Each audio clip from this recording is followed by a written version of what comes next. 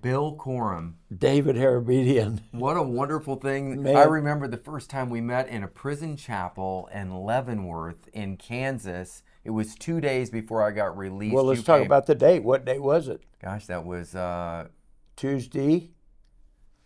September 8th. September 8th, because you got out on the 10th.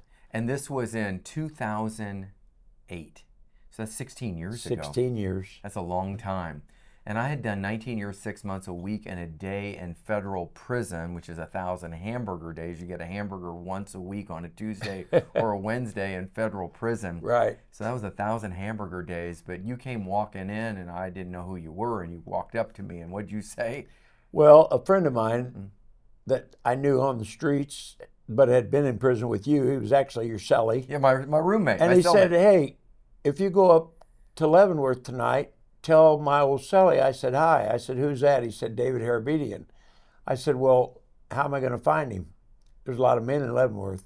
He said, he'll be in the chapel, Bill. I said, well, how am I going to find him in the chapel? Because I'm not going to get up with a microphone and say, is David HAIRABEDIan here? He said, Bill, you'll know him. And I said, really? So I just came up there in faith, really didn't know what to expect, walked in, and with all the men in there, you were the only person I could see. It was like there was a spotlight over your head.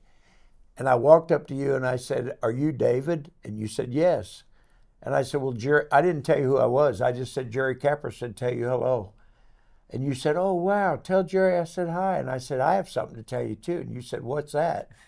And I said, I have to tell you that the Bible says we're supposed to let our light shine, but it doesn't say we're supposed to blind people. You need a pillowcase over your head because you were shining so brightly.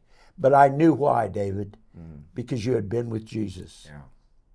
Just like it says in the scriptures. They knew them because they had been with Jesus.